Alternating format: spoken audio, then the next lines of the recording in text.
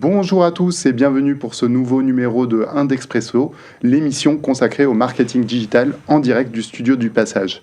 Alors aujourd'hui, on s'attaque à un sujet central pour toutes les entreprises en B2B, comment rapprocher le marketing et les ventes pour booster concrètement le ROI de vos actions de communication. Alors au programme de ce live, on verra pourquoi la collaboration entre le marketing et les ventes est un vrai défi. On verra aussi à quoi ressemble une synergie réussie, le rôle des outils digitaux et de la communication interne, évidemment, le bénéfice de cette synergie quand elle fonctionne, les risques d'un mauvais alignement. Et avant de vous présenter mon invité du jour, dites-moi en commentaire si vous êtes plutôt team marketing ou plutôt team sales. Alors hashtag team marketing, hashtag team sales en commentaire pour démarrer le clash. Et restez bien connectés jusqu'au bout. Tradition d'Indexpresso, il y aura évidemment une petite surprise qui vous attend en fin de live. Alors, je me tourne vers mon invité. Bonjour Gaëlle. Bonjour à tous. Et merci d'être avec nous aujourd'hui. Alors, est-ce que tu peux te présenter, s'il te plaît ? Avec plaisir. Donc, moi, je suis CMO dans la tech depuis près de 20 ans. Et à la tête d'Atout Marketing, qui est une des premières agences de marketing externalisé et de CMO part-time pour le B2B, fondée en 2011. Donc nos clients, nous, ce sont tous les acteurs de la tech, des éditeurs de logiciels comme Inimation, Keepic, Click, des startups comme Wallaxy ou Synfin, des intégrateurs comme Arago, Beyond Plans ou des ESN comme Mindset ou même Accenture. Voilà, donc nous intervenons auprès de nos clients au travers de missions de marketing, de direction marketing à temps partagé, de management marketing de transition ou en renfort de leurs équipes avec des compétences, en fournissant des compétences marketing plus spécialisées sur le SEO, le content, etc. Voilà, et on prend en charge, nos CMO part-time prennent en charge vraiment tous les aspects du marketing, depuis la stratégie jusqu'à l'exécution du plan d'action. Voilà. Et du coup, vous êtes forcément confronté à la problématique qu'on va voir aujourd'hui. Mais oui, la réconciliation sales-marketing, c'est un de nos sujets de prédilection parce que c'est très important. C'est vraiment un facteur clé de succès de nos missions de CMO part-time. Parce que on est là aussi pour insuffler en général quand les entreprises qui font appel à du marketing externalisé, ils ont besoin d'insuffler de la culture marketing et un des meilleurs facteurs, un des meilleurs leviers pour le faire, c'est de travailler main dans la main avec les commerciaux pour gagner leur confiance et voilà. Et généralement, ces entreprises qui vont externaliser du coup le CMO, c'est pour structurer aussi un service marketing qui va avoir des bonnes pratiques pour ensuite probablement l'internaliser. Donc, c'est un point hyper central pour réussir. Absolument. Et justement, on rentre dans le sujet. Pourquoi la collaboration entre le marketing et les sales, elle reste pour beaucoup un défi, surtout pour les entreprises en B2B ? Oui, alors nous, on est spécialisé effectivement en B2B, donc j'ai surtout un regard sur ces entreprises-là. Déjà, je pense qu'on est nombreux à faire le constat qu'on a rarement l'impression dans les entreprises dans lesquelles on travaille que le marketing et les sales sont vraiment alignés. C'est vrai, très rarement. Ouais, et on a raison parce que j'ai fait quelques recherches pour ce live. Et donc, il y a une statistique notamment assez parlante. On a mesuré le degré d'alignement entre le marketing et les sales à 16%. Donc, ce que ça veut dire, c'est qu'il y a 16% des prospects, des cibles, en fait, des commerciaux, qui auraient été exposés à un message marketing avant l'intervention des commerciaux. C'est pas beaucoup. Oui, c'est pas beaucoup du tout. Donc ça montre l'ampleur du travail, l'ampleur de la tâche. Oui, c'est assez significatif. Alors après, on peut se demander pourquoi la collaboration entre ces deux départements qui sont quand même les principaux contributeurs à la performance de l'entreprise. Fonctionne si mal ensemble. Pourquoi ça coule pas de source ? Et alors justement, pourquoi ? C'est quoi les points de friction ? Non, déjà, on peut dire on peut constater qu'en B2B, les équipes marketing, elles sont très réduites. Ouais, c'est vrai. Et encore maintenant, dans près des 3/4 des entreprises, les équipes marketing, elles sont composées de 1 à 3 personnes. C'est pas beaucoup. C'est pas beaucoup du tout. Donc ça pose un problème, bien sûr, de ressources. On n'a pas beaucoup de temps, en fait, pour travailler sur des sujets d'alignement, on va dire. Et puis aussi, je pense que ça pose un problème de positionnement du marketing et de sa place dans l'entreprise, la façon dont on voit le marketing, en tout cas dans l'entreprise. C'est peut-être un premier élément de réponse, en fait. C'est vrai. Et du coup, ces points de friction, alors oui, effectivement, il y a la problématique des équipes qui est importante parce qu'en plus, quand on recrute des petites équipes, on a tendance à demander des moutons à 5 pattes, ce qui n'existe pas. Le marketing, c'est une discipline qui est large. On ne peut pas être spécialiste de tout. Donc forcément, la personne va se retrouver à faire plein de choses et elle ne va pas forcément avoir le temps, justement, de faire tout ce travail d'acculturation que tu fais, notamment dans la fonction de CMO part-time. Et du coup, je parlais des points de friction. Donc, on a parlé des équipes. Est-ce qu'il y a d'autres points ? Il y en a plein. Je pense que le premier point de friction, c'est la bonne compréhension du qui fait quoi, en fait, entre marketing et commercial, et équipe de vente, en tout cas. Voilà. Faut se rappeler quand même, déjà bien poser les choses, et ça paraît évident, je pense à tous les marketeurs là qui nous écoutent, mais dans les entreprises et notamment au niveau des directions générales, la répartition, elle n'est pas toujours si évidente que ça. En tout cas, elle n'est pas toujours si bien comprise, et notamment le fait que le marketing doit adresser toute la cible de l'entreprise, c'est-à-dire les 5%, on va dire, de prospects chauds que vont devoir adresser ensuite les commerciaux, plus les 95% restants de suspects, etc. Et donc les commerciaux, eux, se focalisent sur les 5% qui, normalement, ont déjà été en contact avec la marque, l'entreprise, à plusieurs reprises, grâce au marketing. Et d'ailleurs, le marketing, parfois, va aussi adresser des cibles de type de prescription, mais en fait, ce n'est pas les personnes qui vont traiter... finalement, les sales ne vont pas traiter avec ces personnes-là, mais plutôt une direction des achats. Donc, en fait, le marketing prépare tout l'amont pour mettre le commercial dans les meilleures conditions pour faire son taf, quoi. Absolument. Donc ça, c'est la base. On est d'accord. Et après, gros point de friction, je pense que tout le monde expérimente, c'est le sujet de la qualification et du suivi du lead. Oui. Avec le problème de fond, c'est qu'on ne s'entend pas toujours entre marketing et vente sur la signification du lead, en fait. Ouais. Qu'est-ce que c'est qu'un lead ? Qu'est-ce qu'un lead ? Et puis, à quel moment le lead devient MQL ? À quel moment il devient SQL ? Donc, tout ça, c'est chaque entreprise presque, c'est un peu abusé, mais à sa définition, et c'est souvent pas bien compris entre les deux équipes. Et je vois que souvent, que les directions générales vont demander du lead tout de suite. Oui. Surtout au marketing, ce qui met la pression au marketing pour aller en vrai chercher on leur demande du SQL alors que ils vont produire en général du MQL dans le meilleur des cas. Mais je trouve que depuis, je dirais 1 an, je vois que même dans les discussions qu'on a avec nos clients chez Indexel et tout ça, il y a quand même, aujourd'hui, on voit la différence, et dans les discussions qu'on a avec nos clients, on commence à voir cette distinction sur la qualification de ce que c'est qu'un véritable lead. Ouais. Il y a quelques années, c'était un peu plus compliqué, je trouve.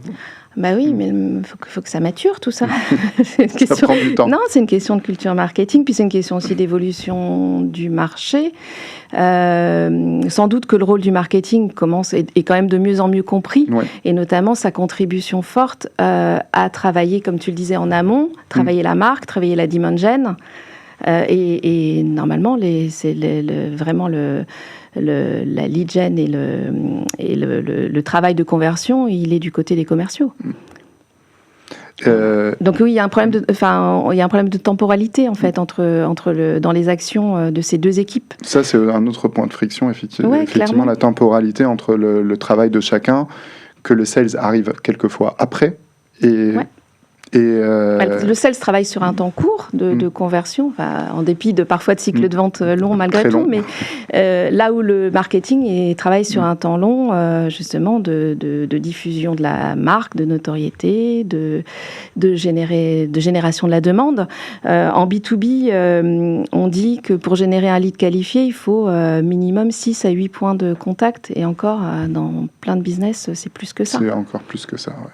Donc c'est vraiment, voilà, tout ça c'est lié, ces points de friction, mais tout ça se rapporte à une compréhension en fait de l'intervention, du rôle de chacun en fait. Et pour finir sur ces points de friction, est-ce qu'il y en a d'autres qui en découlent. Qui en découle, bien sûr, la culture du reporting qui est différente, avec des KPI qui sont parfois déconnectés entre les départements marketing et les départements vente. Très souvent. Donc, c'est pas très évident ensuite de suivre les objectifs, les objectifs business.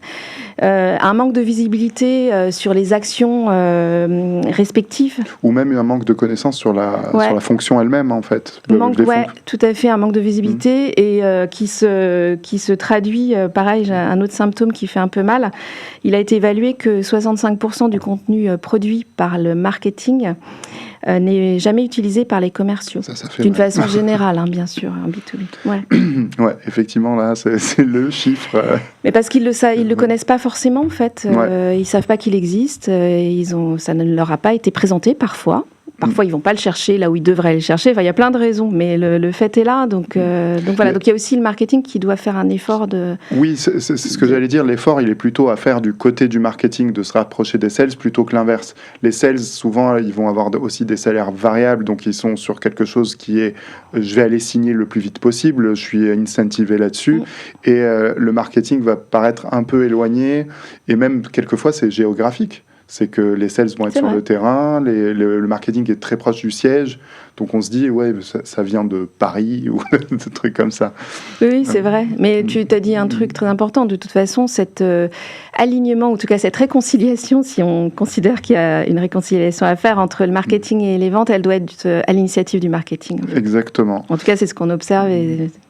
Je me permets de dire à notre audience aussi, n'hésitez pas à poser des questions pendant le live. L'idée, c'est que ce soit le plus interactif possible. Et d'ailleurs, s'il y a des CMO parmi vous, n'hésitez pas à nous dire c'est quoi les points de friction que vous voyez, les problématiques auxquelles vous vous êtes confrontés. On pourra rebondir dessus et creuser avec vous ces sujets. Alors j'en viens à ma question suivante. Alors concrètement, comment on peut aligner efficacement le marketing et les sales ? En fait, qu'est-ce qu'on met en place ? Qu'est-ce que tu mets en place dans tes missions pour que ces deux fonctions-là commencent à être alignées? Parce qu'on voit que le travail est quand même d'ampleur, vu les chiffres que tu as donnés. Ouais, alors je pense qu'il n'y a pas de recette miracle, sinon ça serait, tout le monde le ferait. Mais des bonnes pratiques. Il y a des bonnes pratiques qui sont pour la plupart connues par beaucoup. Et je pense que la mise en œuvre de ces bonnes pratiques, elle est conditionnée surtout par le climat de l'entreprise, et encore une fois par la culture marketing de l'entreprise, et par le degré, on va dire, de awareness, ou en tout cas de conscience de la direction générale. Ça marche. Enfin voilà, on arrivera d'autant mieux à aligner les équipes marketing et vente qu'il y a un sponsoring fort de la direction générale, du dirigeant, des dirigeants, qu'ils ont compris l'intérêt. C'est pas toujours le cas. C'est difficile parce qu'on va avoir effectivement des dirigeants qui vont avoir cette culture marketing, d'autres qui vont avoir une culture très commerciale au final, ou d'autres qui vont être très éloignés des deux fonctions. Donc c'est ça. C'est un peu compliqué d'avoir quelqu'un qui a une vision globale là-dessus. Oui, et puis qui fait confiance au marketing pour aller plus loin que qui a compris que le marketing, c'est pas seulement de s'occuper du logo. Et donc je dirais que la première étape pour être aligné, c'est la base. C'est déjà s'entendre sur ce qu'est son marché, qui sont les buyers persona, qui est le client idéal, l'ICP, quelle est la taille de son marché aussi. Ouais. Et donc c'est peut-être la première étape, c'est-à-dire se poser entre marketing et équipe de vente pour se mettre d'accord, pour faire ce travail-là au fond et se mettre d'accord là-dessus en fait. Et répartir le terrain de jeu. Et typiquement, nous, quand on intervient sur du travail sur des plateformes de marque ou des choses comme ça, c'est vrai quand on fait des workshops sur les personas, on va insister pour le faire pas seulement avec l'équipe marketing, mais vraiment avoir la direction générale, l'équipe marketing, mais aussi des sales. Bien sûr. Ou à minima le directeur commercial, pour vraiment avoir cette vision terrain. Parce que quelquefois, on arrive en workshop, ils parlent pas de la même chose, quoi. Ils vivent dans des mondes différents, donc c'est vrai que c'est important. Ouais, donc ça, je pense, c'est la base. Ouais. Et puis, ça pose, il y a peut-être débat, et c'est bien de débattre entre les équipes, et ça pose déjà le réflexe de se parler vraiment du terrain, des clients, et ça permet de prendre même conscience des problématiques de l'autre et leur vision de l'entreprise, parce que quelquefois, ça peut dénoter de visions totalement différentes de l'activité ou de la manière de le faire. Donc puis être concret sur son marché aussi, sa vision du marché. Est-ce que voilà. Juste un point avant, je suis en train de regarder le chat. Alors, vos messages arrivent un peu après coup, hein, je préviens pour les gens qui nous regardent, mais on a pas mal de team marketing et il y a Julia qui nous demande justement des quick wins pour améliorer la relation. Alors, premier quick win, ça serait justement de se poser déjà sur les cibles et les personas pour avoir une vision commune là-dessus. On va y venir, aussi, Deuxième point, je vais pas lire toutes les questions tout de suite, je les reprends juste après. On poursuit sur la question, donc on parlait justement des leviers qui permettent d'aligner tout ça concrètement. Donc tu nous as parlé des cibles et des BR persona. Deuxième point. Je pense que pour aligner, il faut partager des objectifs. Oui, on a compris que les objectifs, effectivement, MQL, SQL, c'était pas forcément... et mesurer ces objectifs avec des indicateurs qui sont compris par tous. Ouais. Voilà, donc par exemple, peut-être qu'il faut définir, enfin non, c'est même sûr, il faut définir des objectifs communs qui sont basés sur le revenu. Par exemple, fixer un objectif partagé comme il faut X nouveaux clients générés sur telle période, etc. Peut-être privilégier ce type d'indicateur plutôt que des KPI purement marketing comme les MQL. Mais après, on peut remonter. En fait, nous, ce qu'on fait souvent, en tout cas quand on travaille avec des clients, c'est de remonter à partir de leurs chiffres de vente concrètes ou d'opportunités générées. Et après, on va remonter jusqu'aux indicateurs de notoriété, de ce qu'on a besoin de faire. Et on peut avoir des objectifs, par exemple, plus mous, on va dire, des objectifs de visite sur le site et tout ça, mais vraiment par rapport à un taux de transformation derrière, si on a une visibilité sur le taux de transformation. Et là-dessus, on peut avoir un funnel qui est carrément cohérent de la vente jusqu'à au-dessus, la notoriété, la visibilité de l'entreprise. Donc ça, c'est un travail important, effectivement, sur les KPIs. Je regarde un peu, il y a beaucoup de team marketing. Hein. Après, c'est logique, c'est nos cibles. Non, mais surtout, on l'a dit, l'alignement marketing sales, si on veut que ça marche, c'est au marketing de s'y coller, en fait. Exactement. Donc je ne suis pas étonnée du tout. Alors, il y a une question qui est intéressante. Alors, j'ai bien retenu les 2 points, juste pour reprendre sur la question. Donc, comment on peut aligner efficacement. Donc, 2 points importants. Travailler les cibles. Travailler sur les KPIs. Il y en a d'autres, les KPIs, on peut même les détailler un peu. Hein. Je pense qu'il faut... Vas-y, je t'en prie. Non, voilà, je pense qu'il y a des KPIs à privilégier pour montrer que le marketing est vraiment aligné avec les priorités business. Et donc privilégier peut-être tous les KPI qui indiquent la contribution au pipe commercial, en fait. Ouais. Donc donc le nombre d'opportunités générées par le marketing, le taux de conversion du pipeline marketing, par exemple. Il faut aussi sans doute privilégier des KPI qui montrent l'efficacité des actions marketing en termes de coût d'acquisition par opportunité. Essayer de mesurer le ROI des campagnes, bien sûr. Ouais. Et puis, peut-être pour mieux faire comprendre l'action du marketing, réussir à mettre en avant des indicateurs qui montrent que la marque se développe et qu'elle va créer, donc on crée l'environnement. Et là, tu remontes justement à ces indicateurs de notoriété, le trafic organique, des choses comme ça. Ouais, les performances SEO. L'amélioration du taux de conversion, qui est quand même, on peut considérer que si la conversion est en hausse, c'est aussi parce que la marque est mieux identifiée, que les offres sont correctement positionnées, qu'il y a plus de points de contact avec les prospects, etc., etc. Donc voilà. Et puis alors, sur les choses concrètes, il y avait une question là-dessus. Moi, je crois beaucoup, évidemment, à la collaboration physique, donc prioriser peut-être dans le plan marketing des actions, des activités qui impliquent le marketing et les sales. Ouais. Donc typiquement, toutes les activités ABM, donc Account-Based Marketing, elles ne se font... Enfin, il y a marketing dans le mot, mais en fait, elles ne marchent que si... elles impliquent forcément le marketing et les sales, quoi. Oui, là, pour le coup, c'est une activité qui peut pas se faire sans les sales. Absolument. Et c'est vraiment... je trouve que l'ABM, pour le coup, c'est une pratique où, pour le coup, les contenus sont pensés d'abord pour les commerciaux et pas pour la cible. C'est limite les commerciaux qui vont dire ouais, j'ai besoin de ça pour essayer de convertir, pour travailler sur ce compte-là précisément. Et effectivement, c'est une pratique qui rapproche les deux.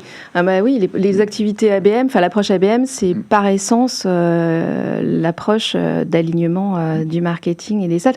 Les sales au sens large, c'est-à-dire les équipes commerciales bien sûr, mais aussi les équipes qui sont parfois à la limite marketing-vente, qui sont les SDR ou les BDR, enfin les gens qui font du phoning en fait, qui vont aller démarcher et aider les commerciaux à qualifier leurs prospects. Donc prioriser des activités qui impliquent donc il y a l'ABM, également toutes les activités événementielles. Je pense que c'est vraiment des belles occasions de travailler ensemble sur les événements de marché, les salons, même les événements partenaires en fait. Il faut surtout impliquer les équipes de vente dans la préparation très en amont et pas souvent le marketing. On confie les événements marketing en ne voyant peut-être que l'aspect logistique des choses. C'est vrai.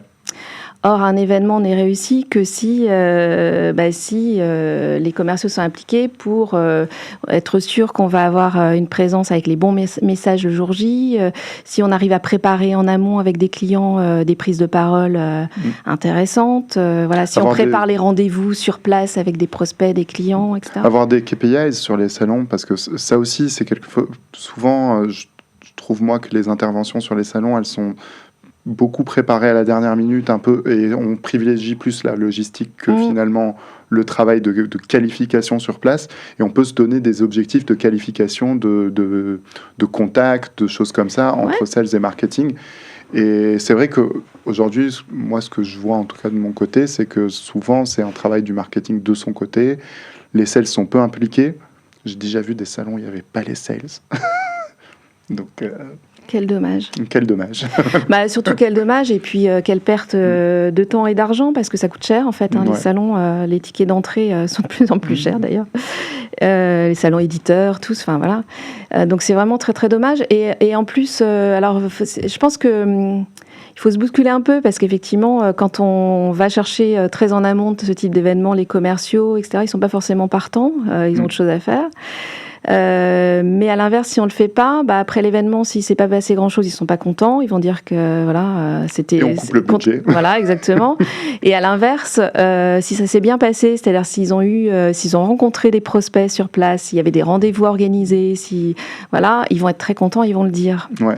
Donc donc ça, je trouve que c'est vraiment un exemple concret de collaboration qu'il faut mettre en place, et c'est vraiment on a tout à y gagner, parce qu'après en général effectivement les commerciaux sont contents et ils prennent le réflexe. Ouais, c'est ça crée des automatismes. Mais bien sûr. Ouais. Ça crée des automatismes, et du coup on a envie de recommencer, de tester ça sur d'autres salons peut-être, et ça rentabilise quand même une présence qui peut coûter très cher. Oui, puis dans des entreprises où cet alignement n'existe pas, ou en tout cas où la collaboration marketing-vente elle n'est pas encore en place, faire un événement réussi, ça crédibilise le marketing aux yeux des commerciaux tout simplement, et ils sont plus à l'écoute ensuite et plus enclins à partager, parce qu'on a besoin d'eux en fait pour partager les insights terrain, les retours clients, etc. Faut pas l'oublier. Et pour avoir les bons retours terrain et clients, il faut se parler en fait. Donc je résume la première partie de ta réponse, mais en tout cas, les leviers, travailler sur les buyers persona, et l'ICP. Et l'ICP. Ouais. Travailler sur des objectifs partagés et avoir des KPI communs pour justement viser les mêmes choses. Prioriser des activités qui impliquent le marketing et les sales, donc typiquement l'ABM, le travail sur l'événementiel, c'est super important. On a encore les cas clients. Les cas clients aussi. Il y en a plein en fait. Mais effectivement, mais en tout cas, les exemples que tu as cités sont vraiment importants, parce que autant l'ABM, c'est naturel que ça implique les sales, et c'est une pratique que j'encourage en B2B, parce que ça donne des résultats. Et quand on vise des grands comptes, c'est quand même une des méthodes les plus efficaces. Et le travail sur les événements, je trouve qu'aujourd'hui, en tout cas, la partie sales est parfois trop négligée, et ça mérite d'être travaillé ensemble. Il y a encore 3 leviers, mais je voulais prendre quelques questions. Alors, j'avais une question super intéressante de Lucille. Alors Lucille, elle nous dit qu'elle constate quelquefois, alors ça va sortir un peu de cette question, on la garde en tête et on y revient. Elle dit sur les peurs qui peuvent exister, les sales ont peur qu'on leur pique leur travail ou leurs leads, leurs leads, et ne veulent pas qu'il y ait un lien entre les deux services. Donc elle voit, alors elle est team marketing, forcément. Là, c'est un sujet lié à l'attribution, en fait. Ouais, sur l'attribution, et ça revient à ce que tu disais au début sur le qui fait quoi. Si c'est pas clair, il y a un côté, ils sont rivaux, quoi. Ouais, alors c'est quand même une dérive super embêtante, quoi. Oui, ça c'est clair. Encore une fois, on rappelle que le marketing et les ventes sont les contributeurs principaux et complices, je ne sais pas comment dire, en tout cas alliés pour générer du chiffre pour l'entreprise, quoi. Et du coup, tu as déjà vu des exemples comme ça, assez extrêmes, de rivalité Oui, j'ai pu voir, mais après, j'ai pas... Bon, voilà, mais c'est un dysfonctionnement, clairement, c'est dommage. Donc là, oui, il est urgent de mettre en place des choses. Dans ce cas-là, il est urgent de mettre en place, effectivement, des choses concrètes pour arrêter ça, en fait, cette rivalité. Une petite mise au vert de tout le monde. Donc, ouais, là, il y a un truc, une bonne pratique pour aligner, c'est une fois qu'on s'est entendu sur les objectifs, le terrain de jeu, les personas, ce qu'est un lead, à quel moment il doit être transmis aux sales, etc., on peut mettre en place un SLA, en fait, un contrat, Service Level Agreement, qui permet de formaliser tout ça et vraiment d'inscrire en fait dans un engagement réciproque entre marketing et sales le qui fait quoi et tous ces éléments qu'on vient de mentionner. Donc c'est vraiment le contrat cadre. Ça pour le coup, j'y avais pas pensé. Ça se fait. D'accord. C'est vraiment ça se fait, c'est un espèce de contrat cadre, effectivement, formalisé, inspiré sans doute des SLA qu'on fait en informatique, mais qui permet vraiment de poser les choses. Ça se fait pas, je pense qu'il faut surtout pas le faire en amont, en fait. Il faut d'abord commencer à se parler, faire tout ce travail de réflexion, de poser les choses ensemble. Et l'output, c'est le SLA. Voilà, comme ça fixe les choses. Et surtout, ça pérennise en fait ces ateliers qu'on a pu faire. Et le fait qu'on se soit entendu sur tout ça, ça le pérennise en fait. Parce que le risque, c'est d'entamer toutes ces démarches d'alignement, de faire ça bien. Mettre en place les bonnes pratiques et que ça se délite au bout de 2 mois, quoi. Oui, pour plein de raisons. Parce que d'abord, effectivement, ça n'aura pas été posé, parce que les équipes changent, parce que tout cela. Si on pose le cadre, on pérennise les choses. Et puis, bien sûr, je termine aussi sur les bonnes pratiques, c'est organiser un feedback continu entre les équipes. Oui. Et pour le coup, c'est sous quelle forme ? Qu'est-ce que tu recommandes, toi ? Je sais pas, ça peut être des revues mensuelles pour analyser ensemble les résultats, par exemple parler des activités qu'on mène ensemble, donc avoir vraiment des points réguliers pour mesurer l'état des lieux des actions, les résultats, etc. Ça peut être... c'est un comité de pilotage. Voilà, tout à fait. Ouais. Et puis après, de façon plus informelle, on peut faire aussi des points hebdo entre sales, ça peut être des one-to-one. Ça peut être aussi, j'ai entendu dans les entreprises, il y a parfois une personne au marketing qui représente l'ensemble du marketing vis-à-vis de l'équipe commerciale, par exemple. Ça peut être... après, chaque entreprise organise. Oui, organise comme elle veut, mais en tout cas, avoir ce moment où on se parle régulièrement tous les mois, ça peut être même toutes les semaines dans certains cas, c'est quand même un point important. Je prends d'autres questions. Alors, on a passé en revue les 6 points que tu préconises justement pour aligner les deux. Alors, j'ai une question assez drôle de Marina qui nous dit comment aligner les 2 départements s'ils n'ont pas les mêmes objectifs. S'ils n'ont pas les mêmes objectifs, c'est qu'il y a un problème. Voilà. Donc, il vaut mieux, Marina, qu'ils aient vraiment les mêmes objectifs. Et c'est le point 2 qu'on abordait. Il faut vraiment qu'ils aient le même objectif, sinon ça ne fonctionne pas. Ça ne peut pas fonctionner. Oui. Chacun va tirer de son côté et ça ne fonctionnera pas. Alors, il y a peut-être une solution. C'est le dernier point de cette réponse. C'est qu'il y a de plus en plus d'entreprises qui vont plus loin et qui créent une revenue team, en fait. Ouais. Notamment dans le monde des startups. On voit, ça se fait beaucoup. Voilà, le Chief Revenue Officer, le poste CRO, et là, justement, lui, c'est plus seulement Marketing d'un côté, sales de l'autre, c'est marketing et sales au sein de la même direction revenu. Et c'est vrai que c'est une pratique qui vient des startups parce que les startups sont accrochées aux revenus, forcément, puisque par essence, et elles ont des levées de fonds et des choses comme ça. Mais c'est vrai qu'aujourd'hui, même dans le vocabulaire qu'on emploie, on voit cette startupisation des fonctions. On parle de CMO, on parle plus de directeur marketing. Et c'est vrai que ça fait sens d'avoir un CRO.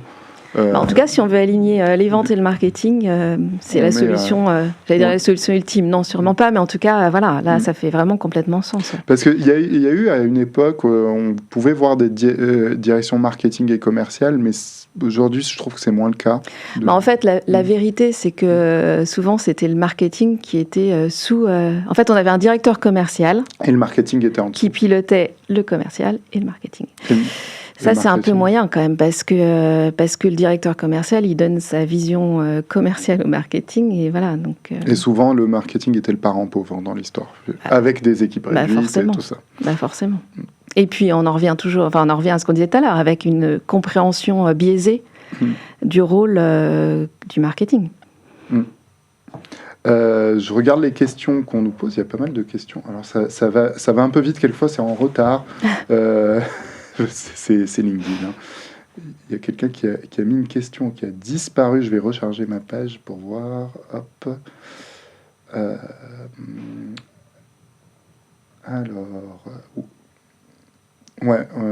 Marina qui nous dit on l'a, mais ça ne fonctionne pas car les deux boss ont des visions différentes. Oui, bah là,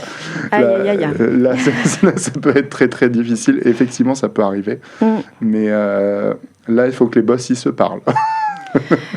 Oui, parce que oui, forcément. Ce qui est frustrant, j'imagine,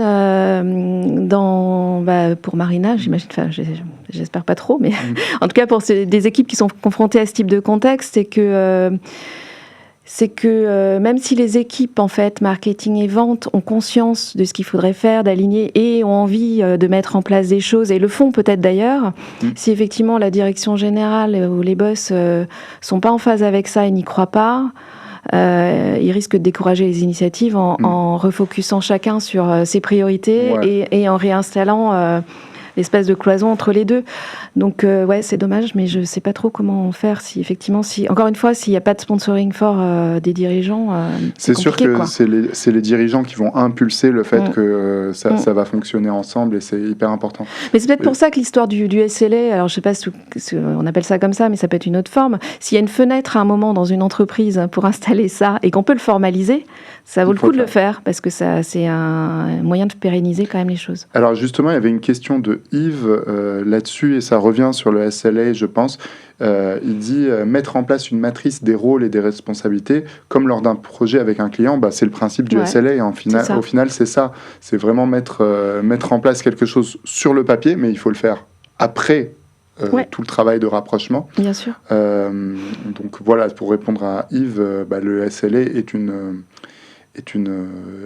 des solutions. Il y a une question de Harold, alors qui est un peu longue, je vais essayer de la lire. Les effets du marketing sont souvent difficiles à mettre en valeur, surtout dans le cadre d'une stratégie ABM, où les équipes sales s'attribuent le succès du closing de deal à leur action.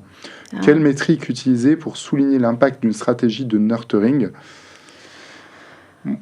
Alors là, on touche les égos, les problématiques d'ego. C'est le problème de l'attribution, quelle métrique, j'en sais rien, en fait. Oui, non, c'est compliqué, C'est compliqué de répondre à ça, Harold, parce que, en fait, oui, moi, je pense que quand on est dans une entreprise, on doit tous tirer dans le même sens, et je veux dire, on ne va pas s'attribuer les mérites d'une action, puisque cette action, elle se fait dans un cadre, et dans le cadre d'une équipe où il y a plusieurs disciplines. Donc on peut pas dire c'est grâce à moi qu'on a signé ce deal. Oui, c'est comme dans une équipe de foot. J'ai regardé le foot hier, c'est pour ça que voilà, quand Dembélé marque 3 fois hier, oui, il a marqué 3 buts, c'est vrai, il a mis un triplé, mais il y avait une équipe derrière pour lui faire des passes. Les passes étaient bien. Non, mais ça veut dire surtout, Harold, que les étapes préalables dont on a parlé, c'est-à-dire fixer ensemble des objectifs communs, ça n'a pas été fait en fait, voilà. et pas compris. Et c'est ça, et c'est dommage. Enfin, je comprends, c'est très frustrant encore une fois, mais peut-être qu'il faut, faut monter au créneau peut-être, hein, et puis refaire ça. En tout cas, dans le cadre d'une stratégie ABM, les contenus vont forcément être initiés par le marketing, ou en tout cas pour répondre à des demandes aussi des commerciaux. Ouais. Mais après, oui, celui qui va marquer le touchdown ou le but, c'est le commercial. Et par essence, c'est fait pour ça, en fait. Donc là-dessus, il n'y a pas d'ambiguïté. Mais oui, il vaut mieux que le marketing fournisse des contenus. Le marketing, il est quand même garant de la cohérence des messages, de la cohérence de la proposition de valeur, etc. Donc son intervention dans une stratégie ABM, normalement, elle est... encore une fois, si on a bien compris le rôle du marketing, l'intervention du marketing dans l'approche ABM, elle doit être évidente et claire. Mais bon. Alors du coup, on va ouvrir un autre sujet complémentaire des leviers, c'est le rôle des outils digitaux. Ouais. On n'oublie pas qu'on est dans un monde très très très digital. Donc le rôle des outils digitaux qui est mis en avant, le CRM, la plateforme d'automation. Donc quels sont les outils et les process qui selon toi sont incontournables pour favoriser la collaboration ? Qu'est-ce que tu mettrais en place comme outil ? Tu arrives dans une entreprise, c'est quoi les outils que tu mets en place pour faciliter cette relation ? Bon, je vais surprendre personne, je pense. Mais bon, il y a un alignement, ça veut dire qu'il y a un sujet de data unifié, clairement. Ouais. Donc, et pour avoir les bonnes KPI, il faut que la data soit unifiée. Voilà. Donc un CRM partagé et un CRM unifié comme source unique de vérité de la data. Alors tu dis ça comme une évidence, mais jusqu'à aujourd'hui, je vois encore des entreprises où le CRM... où il n'y en a pas, où c'est pas unifié. C'est vrai, tu as raison. Non, mais on est d'accord. Ouais. Mais bon, voilà, donc on doit tendre vers ça quand même, dans une démarche, tout cas, d'alignement. Voilà. Si on fait de l'ABM, si on fait des campagnes ensemble, une plateforme de marketing automation, c'est quand même très, très utile. Avec, ça alimente un peu une réponse pour Harold, avec un lead scoring qui est pensé ensemble, en fait. Ouais. Oui, c'est-à-dire que la stratégie de nurturing ou les scénarios automatisés doivent être pensés avec les commerciaux. Alors les scénarios, j'en sais rien, mais en tout cas, la façon, oui, on peut, oui, c'est bien, oui, t'as raison, on peut penser en amont les campagnes ensemble, c'est quand même sympa, mais après, on peut pas non plus mobiliser les sales surtout, ils ont un peu quoi faire. Après, penser des stratégies de ce type-là, où on est vraiment dans le mid-funnel, presque au bottom of funnel, moi je trouve que c'est intéressant d'avoir leur retour et de savoir... C'est aussi eux qui vont raconter une histoire en fonction du scénario qui s'est déroulé. Oui, c'est vrai. Donc, c'est intéressant de les voir à ce niveau-là. En tout cas, faire l'histoire du scoring dans l'automation, c'est intéressant si effectivement c'est simple et si c'est pensé pour que ça soit compris à la fois par le marketing et par les sales. Et pour le coup, on résout avec ça peut-être l'histoire de la conversion des leads en MQL, SQL, etc. Voilà. En tout cas, l'ambiguïté autour de ça. Et quand tu parles d'automation, tu parles des outils de marketing automation forcément, mais on parle aussi, tu parlais tout à l'heure d'un Wallaxy qui automatise des relations sur les réseaux sociaux. Ça permet de faire du sales, du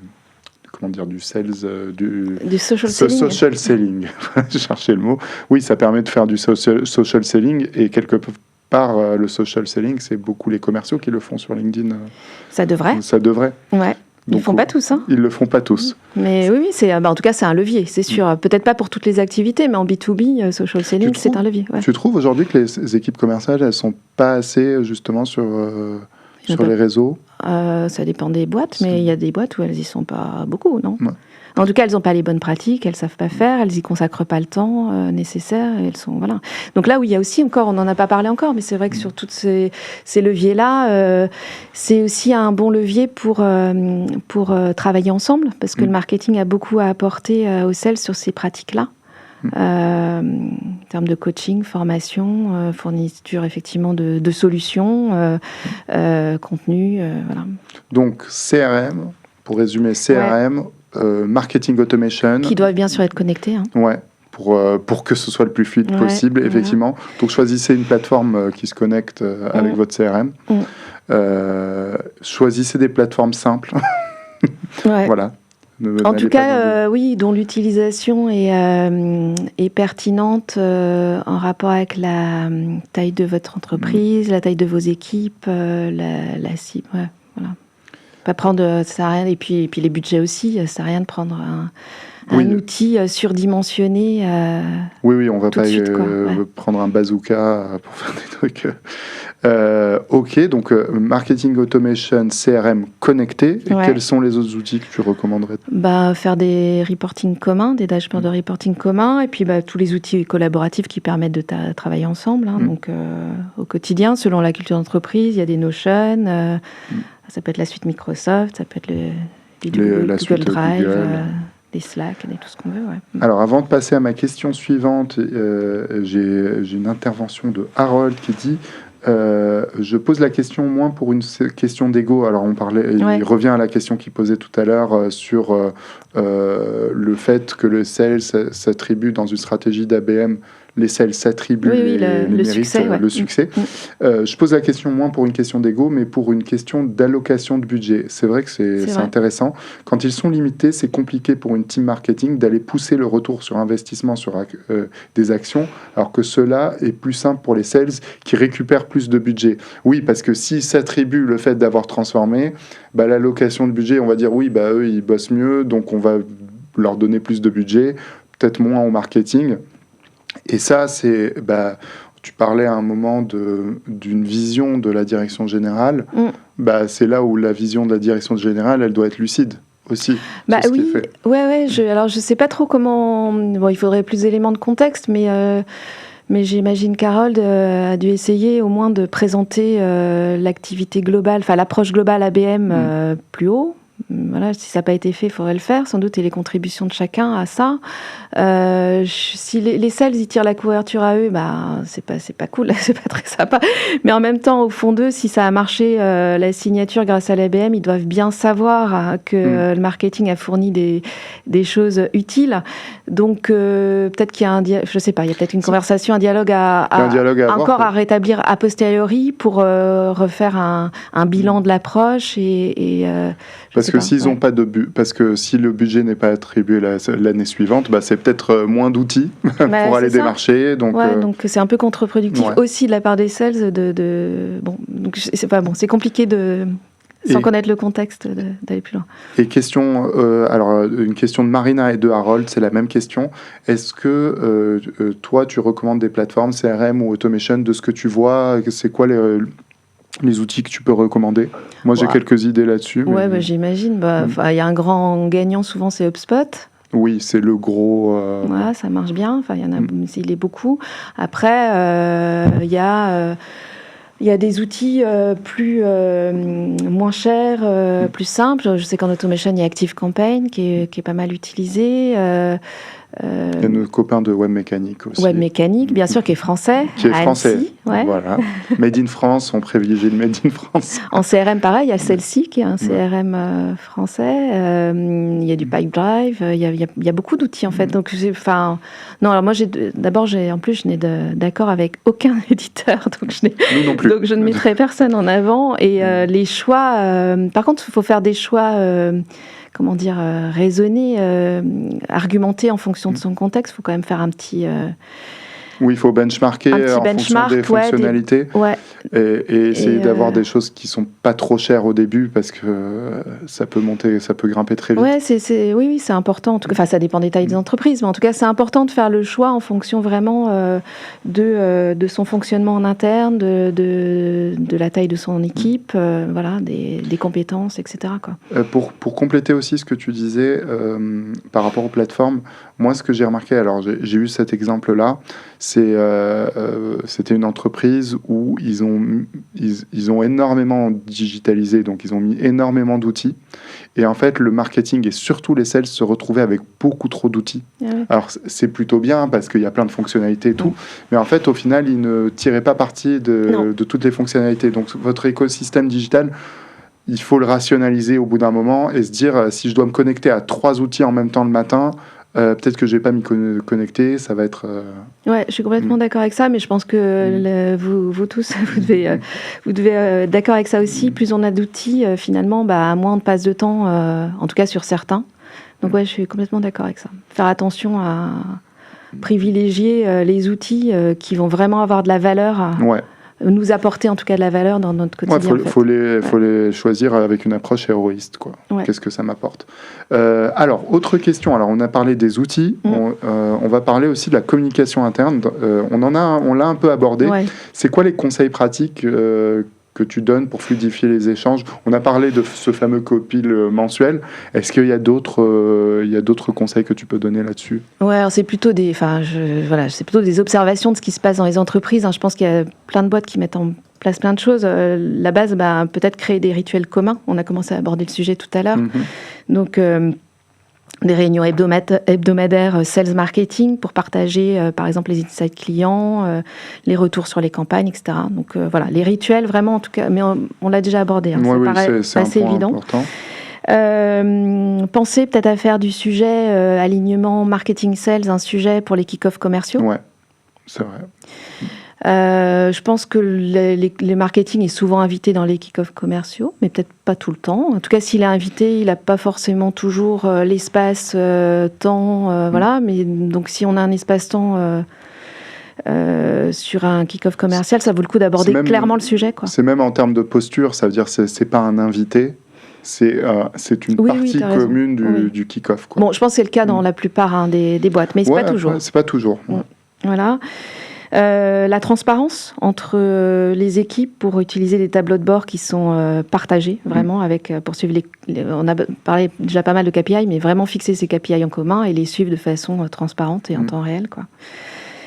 Recueillir quand même le feedback régulier des commerciaux sur la qualité des leads. Ouais. Bon, compliqué. Ou des MQL, ou de savoir est-ce que ça alimente correctement le CRM et qu'est-ce que ça apporte. Si on veut progresser sur ce sujet-là, qui à mon avis va rester quand même le symptôme premier en fait du désalignement, l'histoire des leads, qu'est-ce que c'est qu'un lead, un bon lead, un lead de qualité, etc. Faut en parler ensemble en fait. Et puis on va réussir à défricher le sujet. Il y a un outil intéressant en tout cas que nous on utilise. Pas d'accord avec cet outil, je vous le dis tout de suite, mais on parlait d'outils de marketing automation, de CRM. Il y a aussi, nous on utilise pas mal GetQuanti, qui permet d'identifier en fait quelles sont les entreprises, pas forcément les personnes, alors ça peut arriver que ce soit les personnes, mais quelles sont les entreprises qui viennent sur le site ou sur une landing page quand on fait une campagne. Et ça permet aussi parce que c'est très difficile de retracer le chemin d'un lead. Tu parlais de plusieurs points de contact. Après, même quand on pose la question à quelqu'un, vous êtes arrivé par où, ils ne savent pas. Ou ils disent le dernier point de contact, ce qui est biaisé, forcément. Et ce qui est forcément biaisé. Mais moi, ce que je remarque avec GetQuanti, c'est que si, quelque part, on demande aux commerciaux qu'est-ce que vous êtes en train de prospecter en ce moment, et que ça recolle avec du GetQuanti, ça permet de dire, OK, le travail qu'on a fait en termes de génération de trafic sur une page, par exemple, il a été efficace. Tout à fait. Et ça traque l'IP, c'est ça? Ça traque l'IP et ça traque... et tu as une concordance qui te donne le siret avec le siret de la boîte, je crois, et la boîte. Alors quelquefois, on ne sait pas qui c'est, mais si je suis en train de travailler sur tel compte, de savoir qu'il est venu sur mon site peut-être 2-3 fois, qu'il a vu telle page... c'est que l'idée chemine, C'est que l'idée chemine et que ça veut dire que peut-être... c'est là où on arrive à retracer ce chemin-là. Oui, c'est vrai. Donc tu parlais des feedbacks réguliers sur la qualité des leads. Oui, on est sur le sujet comme interne, c'est ça? Oui, comme interne, on revient. Donc comme interne, bien sûr pour le marketing, le marketing doit faire son propre marketing, donc communiquer en amont sur les campagnes qu'il est en train d'organiser, donc c'est un peu la base, mais on n'a pas toujours le temps en fait, on ne se pose pas toujours en fait, on ne se pose pas toujours pour se dire, est-ce que... ce qu'on va lancer, ça a été annoncé au sein de la boîte, est-ce que les commerciaux sont au courant, etc. Donc, il ne faut pas oublier cette étape-là, en fait. Et même après, ce qui se fait moins, parce qu'on n'a jamais le temps et qu'on se dit que quand c'est passé, mais faire une campagne review, de voir pour vendre, en fait, ce qui a été fait et qu'est-ce que ça a donné, je pense que c'est important. Oui, bien sûr. Oui, tout à fait. Après, on a dit préparer les événements ensemble, on en a déjà parlé. Oui, ça, on en a parlé. Au-delà de la com interne, où il y a aussi tout le sujet de sales enablement, en fait, dans lequel le marketing a un rôle clé à jouer. Donc, vraiment, mettre à disposition des équipes de vente tous les outils pour se former aux nouvelles offres, aux nouvelles fonctionnalités, savoir les vendre. Voilà. Donc, ça, c'est un point important que doit alimenter le marketing. Pour vraiment, voilà, et puis penser ce sales enablement en mode être capable de fournir aux commerciaux vraiment des ressources utilisables et actionnables à chaque étape de leur cycle de vente. Ouais. Là, je pense que c'est un bon moyen de gagner la confiance des commerciaux si on leur fournit vraiment des choses utiles pour eux dans leur cycle de vente. Ouais.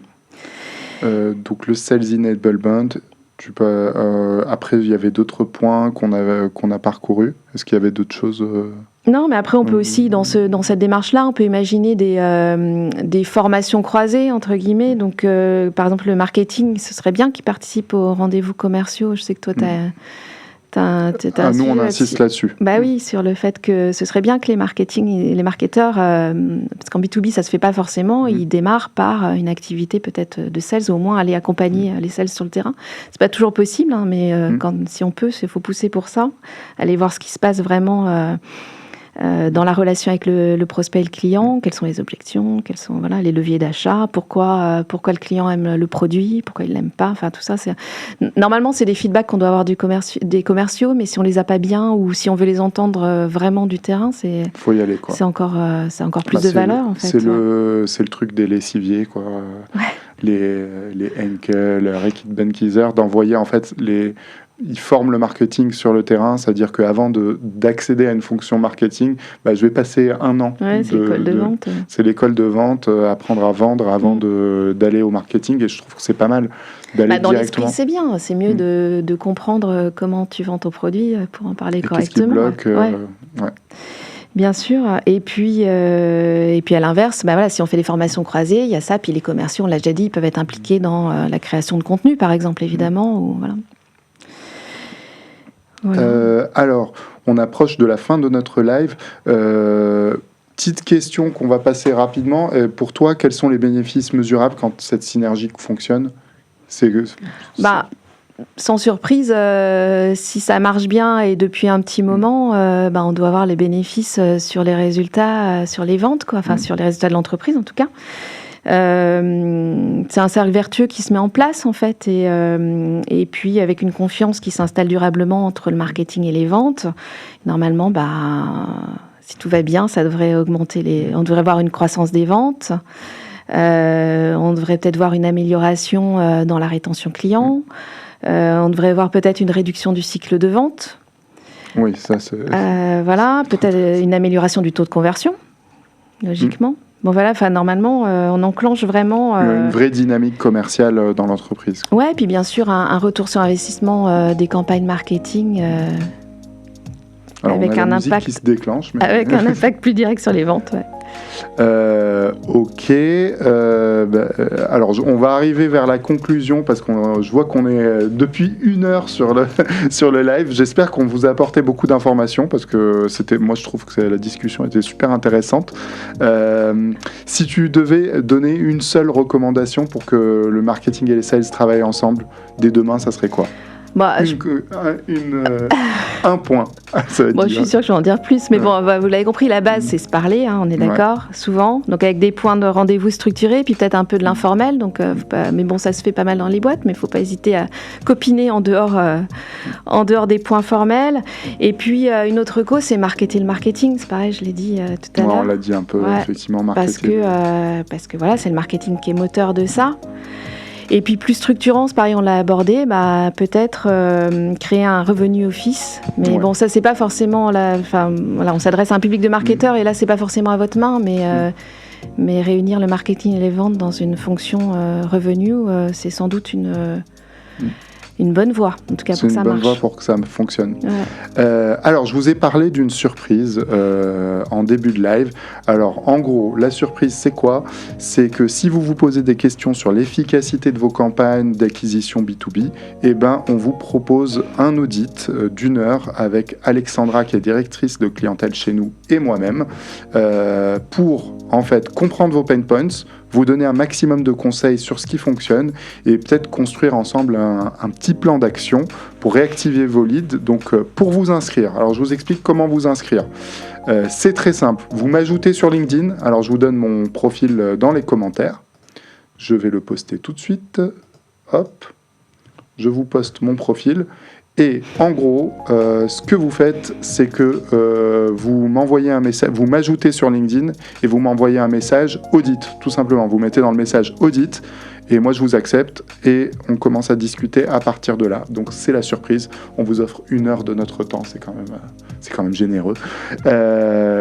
Gaëlle, je te remercie pour ce live. Merci d'avoir participé. C'était vraiment super intéressant. Et merci à tous d'avoir participé, à toute cette audience qui est venue aujourd'hui. Sachez que vous pouvez louer le studio du passage dans lequel on est. Donc n'hésitez pas si vous voulez faire des live LinkedIn, faire des shootings, faire des vidéos. On est disponible. Le studio du passage, je vous mets le lien dans les commentaires. J'essaie de voir si j'oublie pas de dire tout. Et je vous dis à très bientôt pour des prochains lives. Ouais, et puis moi je rajoute juste que je suis ouverte aussi à discuter bien sûr. En off via message LinkedIn sans problème. On te retrouve du coup sur LinkedIn. Je vais mettre le lien de ta page. N'hésitez pas à contacter Gaëlle, vous avez vu, elle s'y connaît sur ces sujets-là. Et on travaille pas mal En fait, on travaille beaucoup avec des clients. On a pas mal de clients en commun, je crois. On a travaillé. Ça fait longtemps qu'on se connaît avec Indexel. Donc je vous mets le profil de Gaëlle en commentaire. Hop, je l'ai trouvé. Et je vous dis merci à tous d'avoir participé. Merci beaucoup. Bonne journée. Bonne journée.